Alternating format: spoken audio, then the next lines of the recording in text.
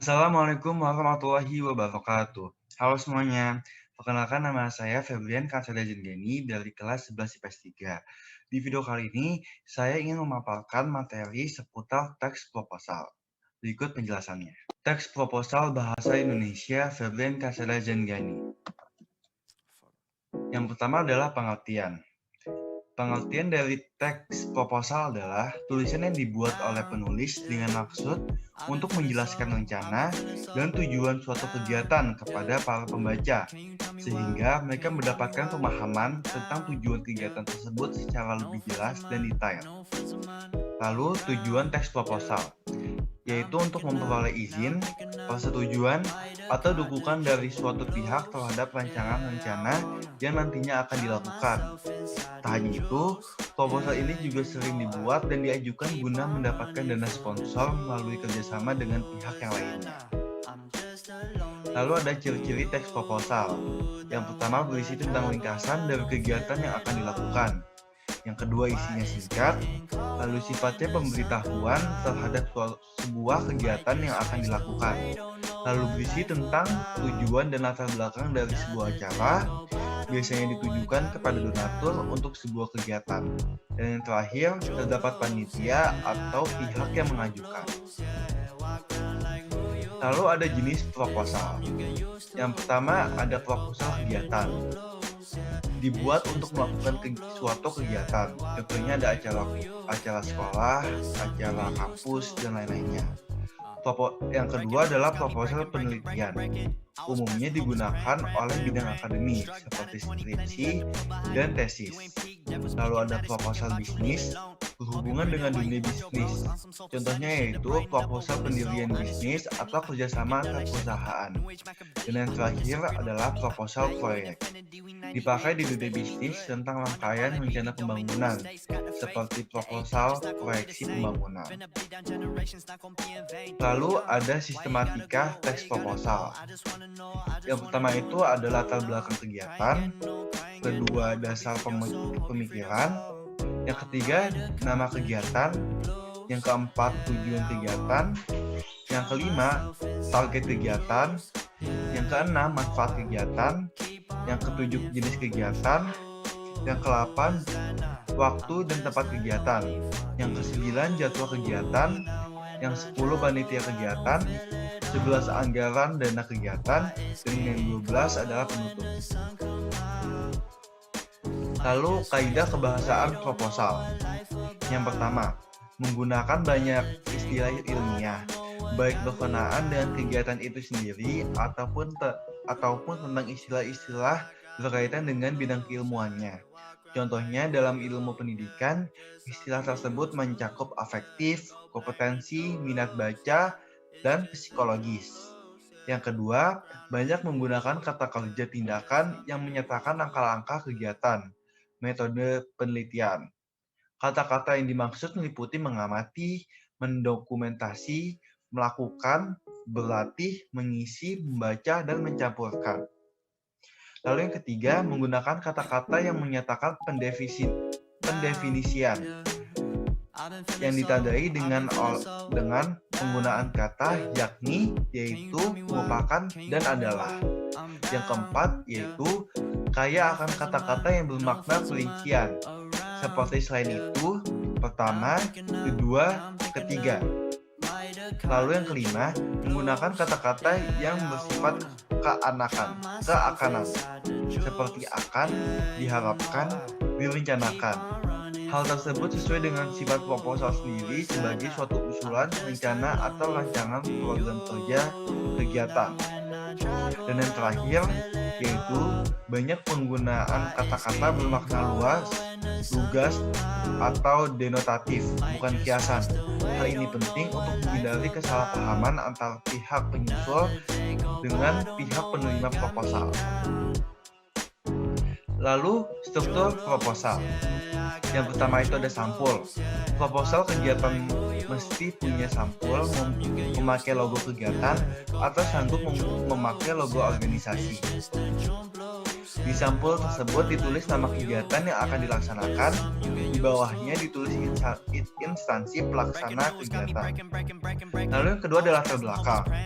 Dalam menulis latar belakang, mesti diketahui, tidak semata-mata latar belakang ditulis, tetapi latar belakang diawali ke perihal yang berupa umum, ke perihal yang berupa khusus. Lalu ada nama kegiatan. Nama kegiatan adalah nama yang akan ditunaikan terhadap kegiatan tersebut. Tema-tema kegiatan yang ditulis sesuai dengan tema yang disepakati secara bersama dengan terhadap forum atau tema yang sudah tersedia sebelumnya. Lalu yang keempat ada tujuan. Tujuan kegiatan adalah target dilaksananya kegiatan tersebut dalam mencakup alasan kegiatan ini.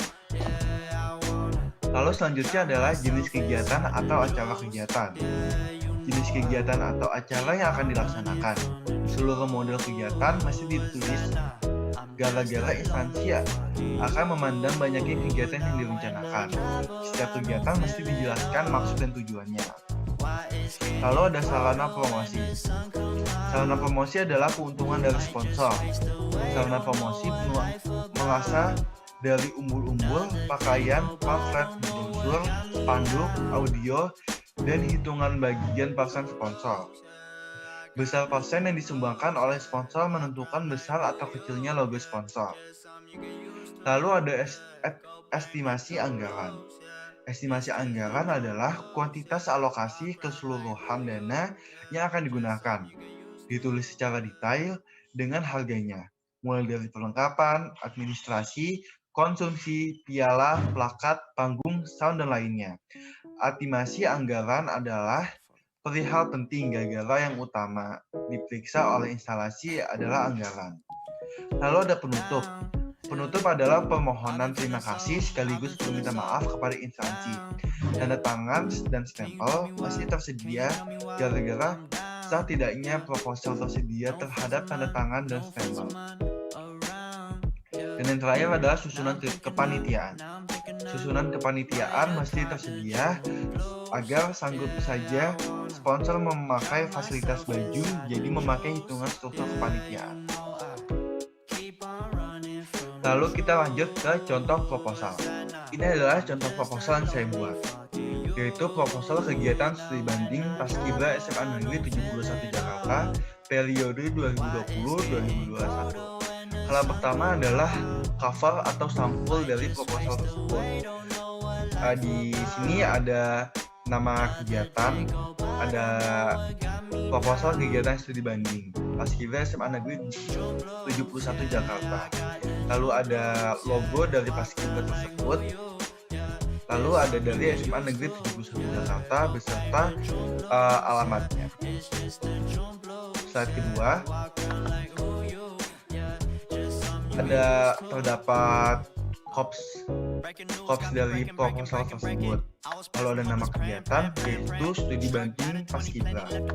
Lalu ada latar belakang, yaitu Paskibra merupakan salah satu ekstrakurikuler yang ada di SMA Negeri 71 Jakarta. Dalam proses pelaksanaan EXO ini, kami selaku siswa banyak membutuhkan informasi baik dari dalam maupun luar sekolah itu sendiri untuk mewarnai pola kegiatan EXO tersebut.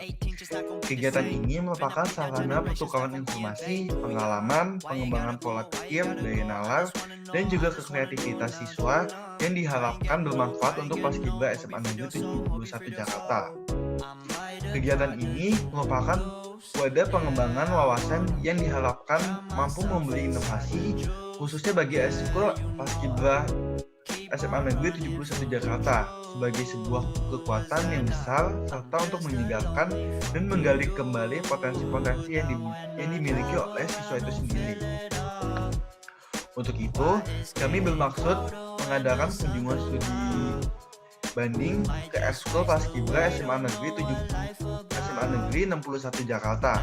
Kunjungan ini memberikan kesempatan kepada Eskul Paskibra SMA Negeri 71 Jakarta untuk menjalin hubungan baik dengan Eskul Paskibra SMA Negeri 61 Jakarta. Lalu yang ketiga adalah tujuan kegiatan. Tujuan kegiatan studi banding Paskibra yaitu pertama, sarana pertukaran informasi, pengalaman, pengembangan pola pikir, daya nalar, dan kreativitas siswa yang bermanfaat untuk Ekskul Paskibra SMA Negeri 71 Jakarta. Yang kedua adalah wadah mengembangkan wawasan yang diharapkan mampu memberi inovasi khususnya di Ekskul Paskibra SMA Negeri 71 Jakarta. Dan yang ketiga, sebagai sarana untuk menjalin hubungan baik dengan Ekskul Paskibra SMA Negeri 61 Jakarta. Yang keempat adalah sasaran kegiatan. Sasaran kegiatan dari kegiatan ini adalah yang pertama anggota Ekskul Paskibra SMA Negeri 71 Jakarta dan yang kedua anggota Ekskul Paskibra SMA Negeri 61 Jakarta.